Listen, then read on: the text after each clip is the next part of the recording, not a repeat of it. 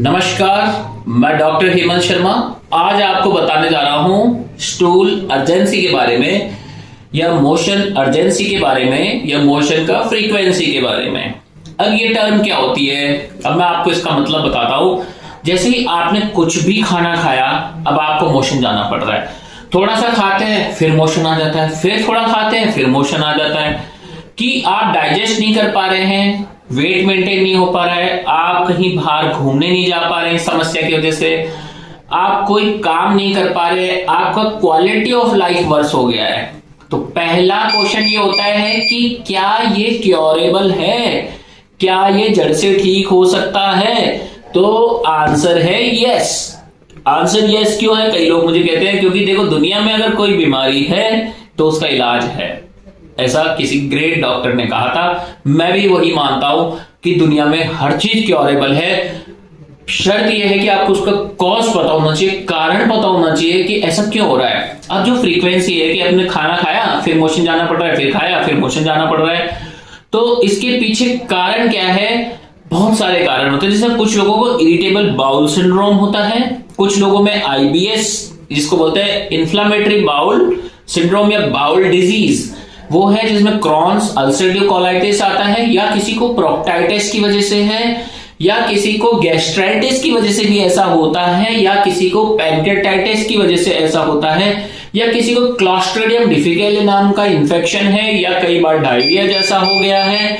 तो ये सारी चीजें ये सिम्टम्स क्रिएट कर सकती हैं। या फिर आपका लाइफ स्टाइल और डाइट प्रॉपर नहीं है, या फिर आपका कोई ऐसा सर्जरी हुआ है, या आपके स्फिंक्टर्स वीक हो चुके हैं, और भी बहुत सारे कॉजेज हैं। तो सारे मैं यहाँ पे बता नहीं पाऊंगा, पर फिर भी हम मेनली कुछ कुछ के बारे में मैंने आपको बता दिया है जिससे आपके कॉन्सेप्ट्स क्लियर होंगे।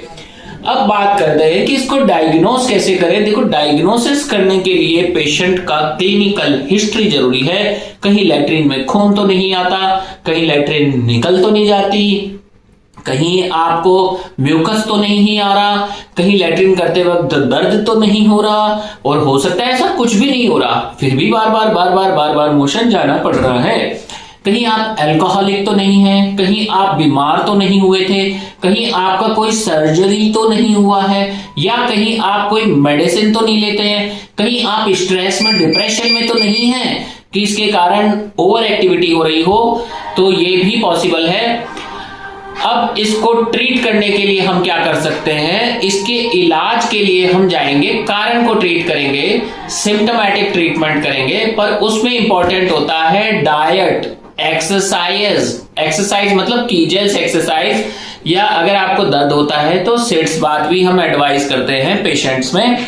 उसके अलावा टॉपिकल क्रीम्स भी दी जाती हैं, और आपको सिम्टोमेटिक ट्रीटमेंट दिया जाता है। फाइब्रस डाइट आपको लेनी पड़ेगी, प्री प्रोबायोटिक्स लेना पड़ेगा, अगर कोई इन्फेक्शन है तो एंटीबायोटिक, या पैरासाइट का है तो एंटी पैरासाइट्स। अगर आपको भी ऐसे सिम्टम्स हैं, ऐसी समस्या है, आप बहुत तकलीफ में हैं, बहुत सारा ट्रीटमेंट लेने के बाद भी आराम नहीं मिल रहा है, तो व्हाट्सएप नंबर मेरा इस वीडियो के डिस्क्रिप्शन में, कृपया डायरेक्ट कॉल ना करें, व्हाट्सएप पे जाएं, मैसेज करें और अपना अपॉइंटमेंट बुक करें। Thank you.